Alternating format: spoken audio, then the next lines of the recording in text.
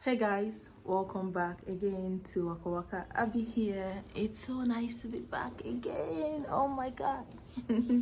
How are you all doing? Today is another sit down vlog, and I'm trying to do a progression of a video. So after this video, I'll be talking about my first impression of Dubai, and then I still have like 8 Dubai travel vlogs, then come into Nigeria, especially my first week back, after being in Dubai for over a month. So what I am so excited, I'm not sure if I'm really excited about this, but I feel like I needed to talk about was my experiences at the airport, right? So from Lagos to Ethiopia, and then I'll talk a little bit about Dubai, and then when I was coming back into Nigeria, Abuja Airport, what the experiences were, and just my own impression and everything that happened to me in these different airports. So it's gonna get ugly, it's gonna get disgusting, I'm just saying my truth and just sharing my own experience with you guys.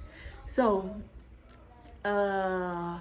where do I start from? So let's start from Lagos, and what even made me so excited to share my Lagos experience is because I came across an article, right? I'm gonna share this article with you guys and then also collaborate it with similar experiences that I had at the Lagos airport.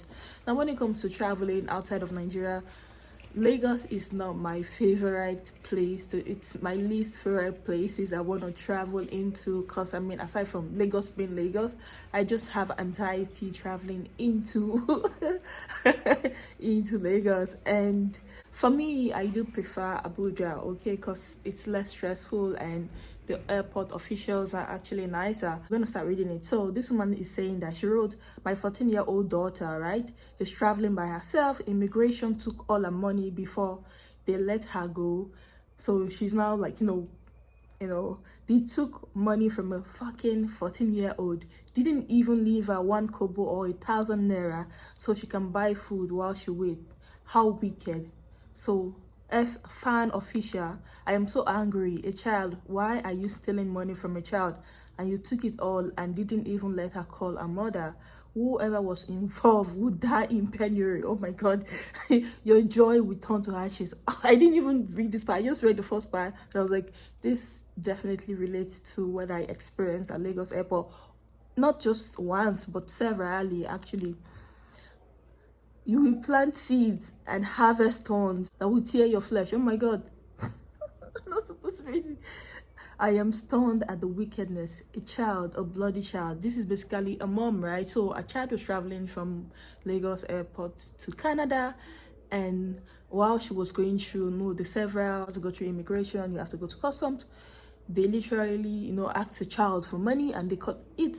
So freaking disgusting. It is not done anywhere in the world but Nigeria, of course. Now guys, I will now share with you guys my own story. I mean, like, whenever I think about this is even worse than, I am an adult, okay, and they still got money out of me, not to talk less of a child for that matter. I mean, that's how low people would stoop just to get money out of you. So when I got to the airport, okay, I went to Ethiopian airline, and the man that actually, the Ethiopian airline staff in Lagos are actually Nigerians, right? So anywhere you go to in the world, the staff would always be from the country. So this is Nigerian Ethiopian airline staff, right? And the man that actually attended to me was nice. And then so I was here, and then there is another official that was attending to somebody else. So he asked me to print, to photocopy my document. So I went around print some stuff, and he was he was like, okay, he checked my visa, I checked all of my documentation, which was great. Now the other official beside him, right, that was attending to somebody else, so the other passenger came in, and then as he was going through his documentation, he realized that he had a fake COVID test. Okay, so I was expecting that, okay, I'm sorry, you've already broken the law. I mean, you can't fly, and just go back home. Like, why would you be lying? I mean, COVID is it's a serious case, really, and it's infectious. That's why all of these things that we've gone through over the years, that's why all of these things are being put in place to protect everybody, basically. So I was expecting the official to tell him, okay, you're not flying, go back home and go and redo your test so you get a negative result. You can put your flight on a hold or something like that. The passenger was like, so I'm gonna go to the back. I'm gonna exit here right now, and then I'll come back. I'm gonna put money inside my passport. And then the Ethiopian airline official replied and told him, make sure the money is plenty. So they were literally accepting bribes from, people that had fake COVID tests. And then so he went to the back, he actually put the money in his passport. And then by the time he came back, he gave it to the official. And then they both started smiling and laughing. And I couldn't shake my head because I didn't want to kind of like react, even though me shaking my head and, rolling my eyes or something, these are non-verbal communication. So I didn't want them to pick anything. So in my mind, I was just like, this is so freaking disgusting because, so what if this guy is actually COVID positive and comes on the plane and then infects people and, but they don't really care. What they want is to just fill their pocket and to try to extort as much people as they can. Now, I finished from there. Printing in Lagos airport, okay, it's freaking expensive. It's like times 10. Printing, photocopying, because I didn't print out all of my documents. I even got my COVID test when I was on my way to the airport, so there was no time for me to start photocopying or printing anything. So it was ridiculously high, like times 10 of the price you would usually do outside. I'm not saying the price shouldn't be high, but that was just outrageous. Then I used the toilet at the airport. This is one of the worst toilets I've ever used in my life. I couldn't even sit down on the toilet. That was how disgusting. And the smell in there was so freaking crazy. Now, I finished, signing in. I checked in my bags. Now, from the first part of the first process is that there's a yellow thing that you get that you have to fill in your information. I've forgotten what it's called. The guy asked me for money. And I had no choice than to give it to him. Okay? He asked me for money. Now, at immigration, the next point, the dude also asked me for money. Okay? Now, I think customs, after immigration is customs, so I'm not sure which one is the before one. That they didn't ask for anything. They checked my documents and then they let me go through. I went through the duty free. Now, the check-in, there's a check-in before, there are two check-ins before you board Ethiopian Air. There are some women there. I have experienced them twice and they ask for money at the airport. You're supposed to be doing your job. Okay, you're being paid to do your job. But at the end of the day, they end up doing this regularly. So I'm sure, but okay, I am an adult and I agreed to it, which is stupid, right? I should probably have stood my ground. But the way they would ask you, right? And it's not a good look for our country. And it's not just Nigerians, right? Also, they do that to foreigners, to whether you're traveling in or traveling out. Somebody's always asking you money at the airport, which is, I feel like, at that Lagos airport, this is my own final. They should just take all of them and throw them out and bring in new and fresh people, really. Because that place is as rotten as fuck, and imagine them doing that to a young child. From Lagos, we got to Ethiopia. Early in the morning, we arrived. I got my hotel voucher. We checked in, and at 5:30, we had to go for our COVID test. Now, this is compulsory. I did my PCR test, which was negative, which was why I was allowed to fly anyway.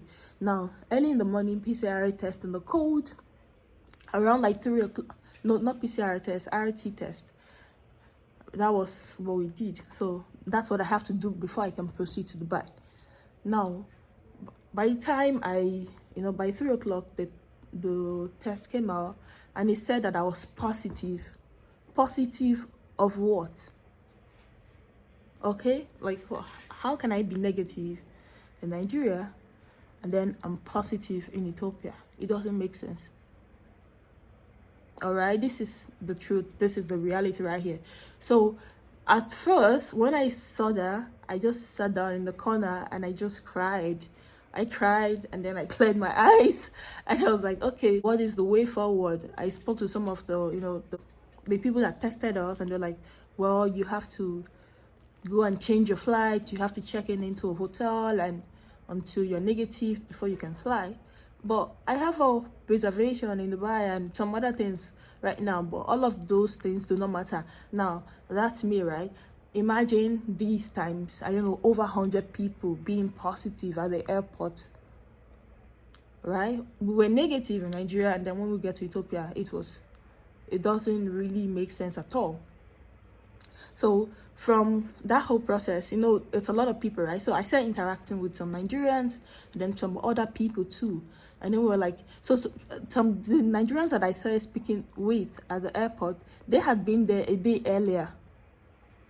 The same situation too. So one of the ladies, she was like, okay, you need to get your vitamin C up. Like, she was being so nice. She gave me vitamin C. I helped her a little bit. We exchanged money. So I had cash with me, so she needed the cash. So in a way, it was kind of like favor to favor, right? By the time I started interacting with other Nigerians, I realized that this has been going on for days, and nobody tells you anything. Nobody lets you know beforehand that this is what is going to be. You just end up in Ethiopia, and before you know, 2 days is running, and you're spending a lot of money doing tests, and you have to time it.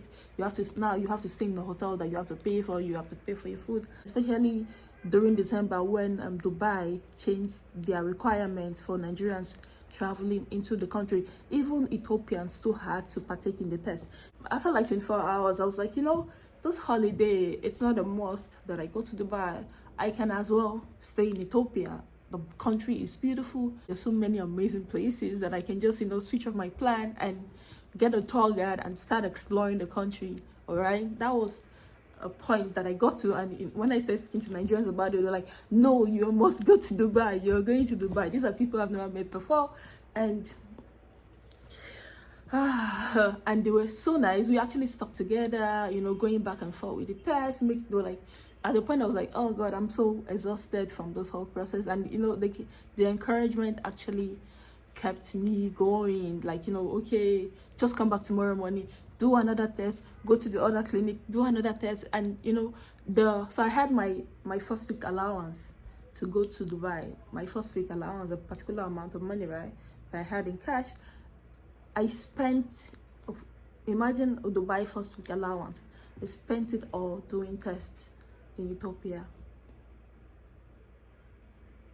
That was how I spent it all, just doing tests. You have to do this test, you have to come back again and do another one, and then you have to change your flight. And then of course, as you're changing your flight, you're also paying money also. Now, when I was going through this whole situation, right, it got to a point I stepped out of myself, right?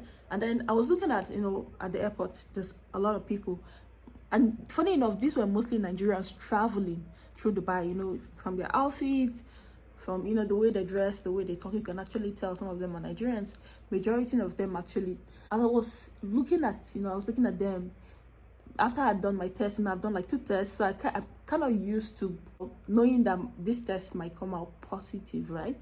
So then I started watching other people's reaction. But then you also see like families, like maybe a family of 5, half of the family is positive, and then the other half is negative. The family is freaking divided. There was this one that actually made me so sad. This woman, right, I think her husband was already in Dubai waiting for her, and she had 3 kids with her, like, toddlers kids with her, and she was positive. And then like she couldn't even help it anymore. She was just crying uncontrollably, and I felt so sad for her. I had to, like, just with the other Nigerian ladies, we kind of like had to console her. Don't worry, just keep doing the test so you get positive. It didn't. I think after 2 days, there was a particular lady that just gave up, and she just rebooked her flight and went back home because she was like, this is too much stressful. We felt like we were being cheated. I mean, nobody maltreated us. I felt like a game was being played on us, and they were extorting money from us, basically, at that point, because it would not make any sense that I am negative from Nigeria and then in Ethiopia I'm positive. Now, 2 days later, I became negative.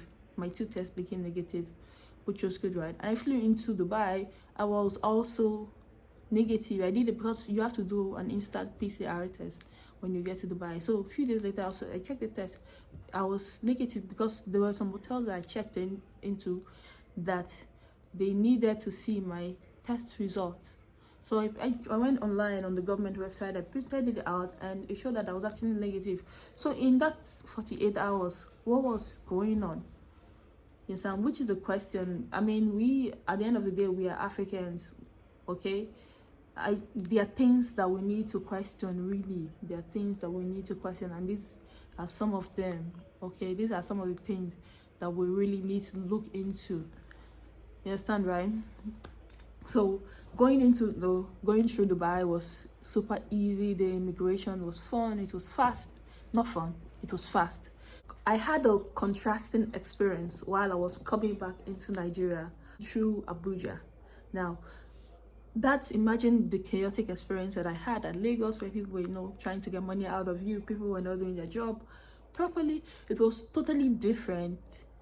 It was the opposite of going through Abuja. Was the opposite of what happened at Lagos International. I think it's a new airport. It's much more nicer. It's bigger. It's cleaner. It smells nice. Okay, when you're flying through Lagos, as you're going through the airport, there's this thing that just comes over you. It's like you're being depressed immediately as you get into Nigeria from Lagos.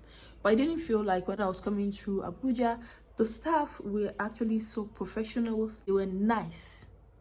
Okay, it got to a point I was like, am I actually in Nigeria? Am I flying through Nigeria?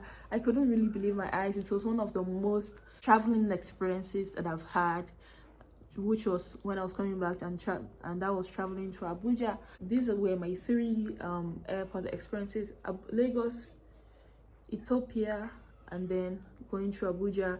I wish the government would do something about the Lagos airport. Like, they need to just clear out everybody and bring in new and fresh young people, and just because our airport is a representation of who we are.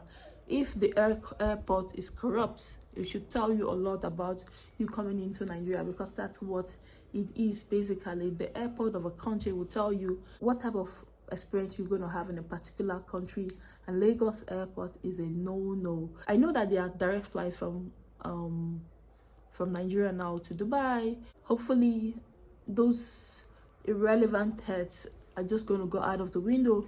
But these are my 3 experiences in these different airports. So this is the end of this vlog. Thank you guys for watching, and see you in my next one. Bye bye.